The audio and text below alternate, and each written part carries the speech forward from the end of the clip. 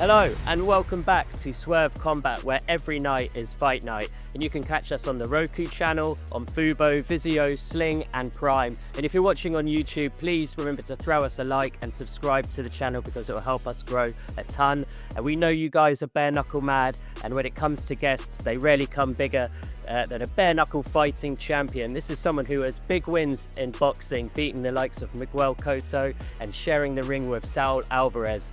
But now he's removed the gloves, he's towing the line, and he's tearing through BKFC for fun. This is Combat X Austin Trout. Welcome to the show, champ. Alan, how you doing? Thank you all for being here. I'm doing great. How are you? I mean, you've got another fight booked in, 2 months to go. You know, have you started training already? What's been your plans since the start of 2025? Well, just try to lock in another fight. Hearing whispers about some high-dollar tournament that I would love to be a part of. So I've been training, just trying to get ready. Now they announced the fight. I was training before, but now that it's announced, it's a little more real. So I'm tired, I'm sore, and I'm gonna be sore for the next few months. Considering the pedigree and name value you had in boxing, what made you want to transition, away from that sport and take up another combat sport, particularly one that, from the outside looking in, it looks so merciless and brutal, but when I watch you, it looks like you're having fun in there. What made you first want to toe the line and take the gloves off and fight bare knuckle? Well, honestly, I was the first bare knuckle fight I saw was Paulie Malignaggi. Yeah, against Artem Lobov. Correct. So that was probably one of the first ones I saw, and the undercard was amazing. And I was like, yeah, I will do that. I can do that. I would do that. But I was a fan, and then I got to see the Juggernaut. He was doing a tear for a while, light heavy and mid heavy. So I was a fan about it, and once the opportunity arose, I already had in my mind I told myself I was down to do it. So here's your chance, champ. Let's go. What was the reaction of your wife, Taylor, when you said, I'm thinking of taking this sport up now? So, she wasn't too happy about it, and neither was my mother. In fact, my mother was telling me how she was kind of ready for me to retire, and I was like, damn, that's crazy you say that, because I got news. I'm starting a new career. So, shout out to the women in my life. They go through a lot, and they have gone through a lot, for my career. Has their perception, because like when I show, my dad's more old school, he likes boxing, so it's easy for him to kind of follow that. But if I was going to show him like MMA, bare knuckle, the first time he would have winced. But I think I don't know, has the reaction from the women in your life changed since they've seen what you're doing and how maybe it looks worse than it is? Well, I don't get hit much. I have not gotten hit much at all in this, and that's why it's still okay. If I come out with my face looking like Frank Tanalia or in his last fight or his opponent, it might be a problem. You might not get to see me again. I think that's like when I mentioned about how it looks like you're having so much fun in there, you did the whole thing where you made this guy miss by just like ducking under him, and that's kind of like, when we think of boxers in bare knuckle, think of, they know how to throw a punch, land a punch, and, but it's mainly the avoiding the shots and having that defensive maneuverability. When you kind of ducked under a shot and then you kind of did this to kind of mock your opponent even more. Is it those skills you think that are probably like more high value in bare knuckle than being able to like throw and land? Is it the defensive maneuverability and not get hit? So it depends on like, for instance, for Mike Perry, his whole thing is I'll take two to give one, but that one may be enough, right? And he's made a great success out of that style. That really works for him. He has a hard head. He can take those. He don't care about getting punched. Or you look at Kai Stewart, who has a wrestling background, and he really just roughs you up and gets you off balance, and then gets his shots in. It's not necessarily really anything about defense. It's more about the rush. John Dodson's another one who's very much, and those work for them. That's their style in coming from their background. The speed of John Dodson, he overwhelms you with punches. That works. For me though, and depending on who we have to fight, that may have to be what we have to do. But for now, it's a lot of times I'm trying to get you out of position while you're punching, and I try to punch while you're punching, and that's one of the best ways to catch you with something that you ain't see, you know. So that's what works for me, you know. My footwork is really what helps my defense out more so than the head movement. You know, I'm setting traps, I'm getting in and out of range, which for my next opponent might be a little bit harder because he's long. So, you know, staying in close, getting in close and staying in close may be what's gonna have to work for me this time.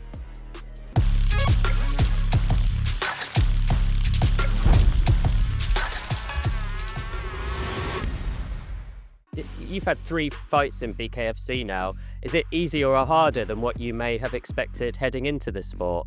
The transition was a bit harder because even though I had a good showing in my first fight, I worked real hard at a lot of things like the clinch work, hand grappling, you know, some of those things, being able to hold a tough, strong dude, you know, which in boxing, it's more about, you know, fast, quick twitch fibers. In MMA or wrestling, you know, you have to be able to endure with holding. So I wasn't in shape for any of that, you know, that more wrestling style. So I had to learn how to build that one too. And, you know, like I mentioned, like, you know, watching your abilities and performances in BKFC, you know, it really looks like you're having a lot of fun in there. Is it more fun, you know, at 39 years old than some of the fights that you had at the tail end of your boxing career? Is it different? Or, you know, how do you assess, you know, where, because like you wouldn't be doing this if you're not like making money and having fun, surely, you know, considering what you achieved in boxing, you know, is it, you know, how much fun is it compared to the sport of boxing? It's a major adrenaline dump. It's an adrenaline dump that I haven't felt since, you know, like my pro debut, you know, or the last time I got in a street fight, which was decades ago. Yeah, it's a major adrenaline dump, and it felt like I made a pro debut all over again, and it made me fall back in love with combat sports. And, you know, boxing, you know, they were trying to chew me up and spit me out, but I was struggling but I was fighting to you know, get back to the big fights. Bare-knuckle gave me the opportunity to make the biggest fights in the sport. Did you reach out to David Feldman, or did he kind of, you know, recruit you? What was the process like with, you know, saying to him that you like the organization, or him saying to you they like you? You know, how did that all begin? So really, Nelson Lopez Jr. brought it to my attention with the offer. I remember David Feldman from PBC days. I believe he promoted one of my fights, actually. And so, you know, with Nelson also, I remember him from PBC days. So there was like a bit of some type of relationship that we had before. And so when Nelson brought the idea up, again, I was already interested. And I'm like, yeah, man, who, when, where, how much? You know what I mean? Like, fill in those blanks and we could probably make that work. And when they gave me Diego Sanchez in Albuquerque, I was like, it's perfect. It's a perfect segue. You know what I mean? To name. He's 0-0. It's his debut. It's my debut. Let's go for it. I mean, yeah, that's a tough debut on paper, considering, you know, his name value in MMA, Diego Sanchez. You know, you beat him, you then went on to win the title, you defended it. How tough is your next fight, April 4th in Dubai against Carlos Trinidad Snake? You mentioned about, you know, the physical challenges he has, but, you know, he's had double the amount of BKFC fights as you, so he's unbeaten as well. You know, how you know, is this the toughest test of your BKFC career? How do you assess, you know, this next one for you? The way I feel, every fight, and you're gonna ask me next fight, and I'm gonna give you the same answer. This is the toughest fight of my life. This is how I'm going into every campus. This is the toughest fight of my life. Whether he is or not, I'll show y'all. You know what I'm saying? Come April. But my mindset is he's gonna do everything perfect, and he's gonna be the perfect specimen to fight that he can be. So I go in this thinking this is gonna be the toughest fight of my life. As far as bare-knuckle, Rico Fraga was a tough cookie, man. And he was big and he was strong. Palomino, you know, he had good speed, good combination.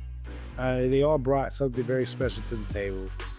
Diego was tough and he could take a punch, you know what I mean? but this guy, you know, he's unbeaten, #1 contender. You know, he seems like he'll take a punch to give a punch as well.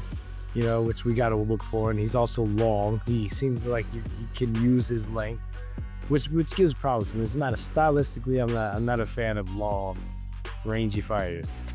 I would like to get down to 155. That's where I belong. These big 165 pounders, you know what I mean? I can't manhandle them like I would the junior welters. Like, I see you as a real pioneer in BKFC because you're from, you know, the sport I love as well, boxing. You're one of the few guys to, you know, usually it's BKFC's filled with kind of former MMA guys. But like David Feldman, he's been a guest on this show before, and he and I have talked about how, you know, boxers could really come in and run amok in BKFC, and he kind of gave a breakdown, you know, analytical breakdown. You know, and the one guy that is proof of this is you. You know, you're BKFC champion, and you're flying the flag for boxing in BKFC. Do you think, you know, do you think boxing is or can be a cheat code in BKFC? And like, you know, how have you found, you know, parlaying those skills into BKFC? And do you think others could join you and take out the MMA guys as well? You know, absolutely. But you will have to do your training, learn how to clinch, learn how to fight in the clinch, do some of that dirty boxing. It goes a long way, because if you can't fight, if you're not able to while they're making it ugly or in the inside, you don't punish them in that type of fight, you'll never be able to box.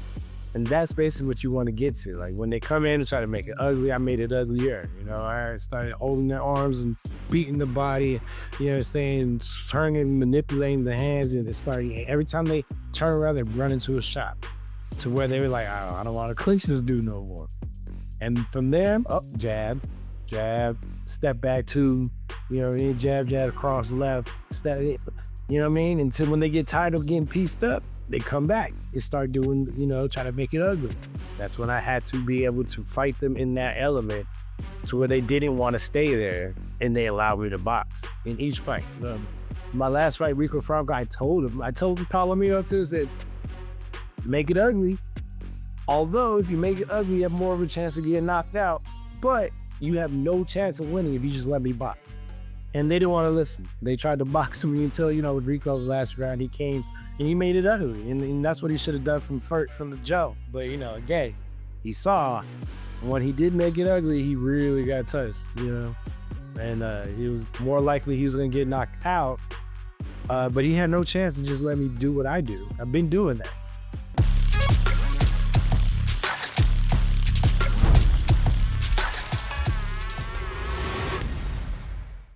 Do you still talk to other boxers or any guys from that sport? And, you know, do you talk about BKFC at all?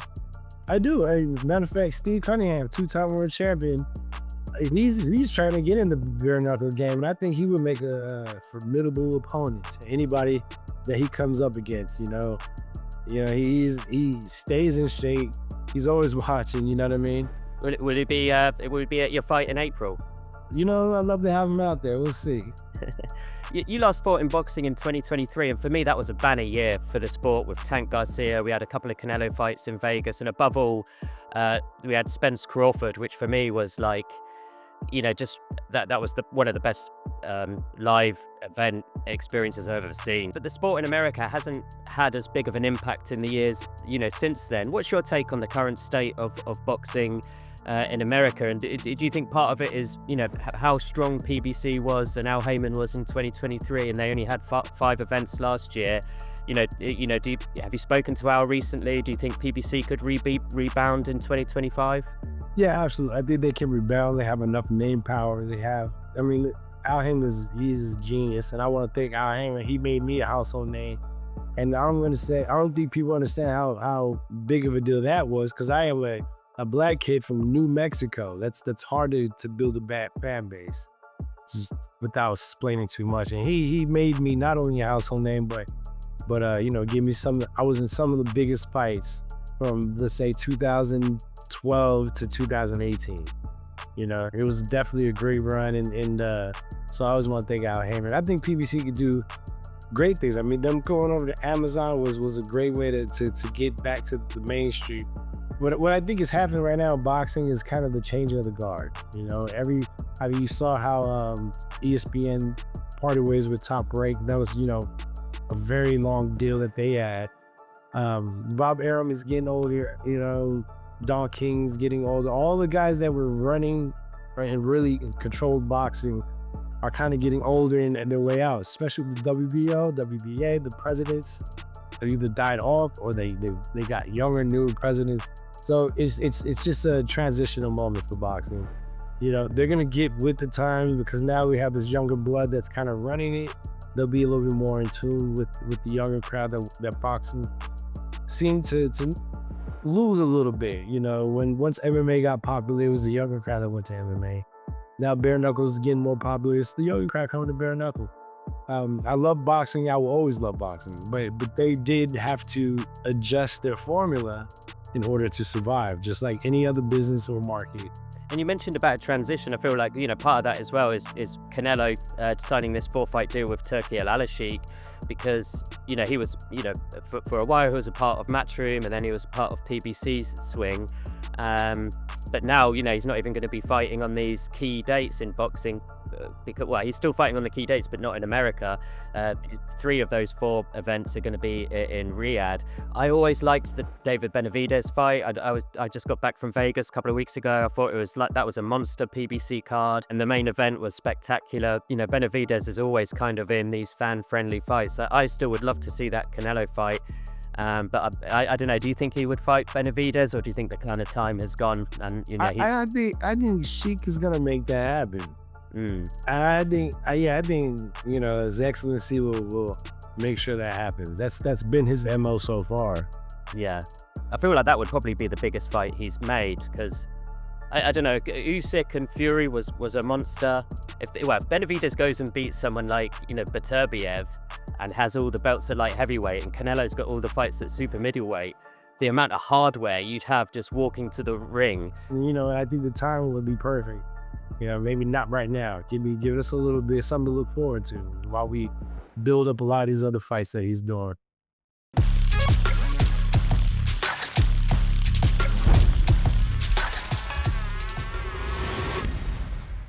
There's one thing I wanted to ask you, because I was looking at your Instagram and I was looking at your wife Taylor's Instagram, and I saw, like, is she working in Bitcoin mining? Did I read that right?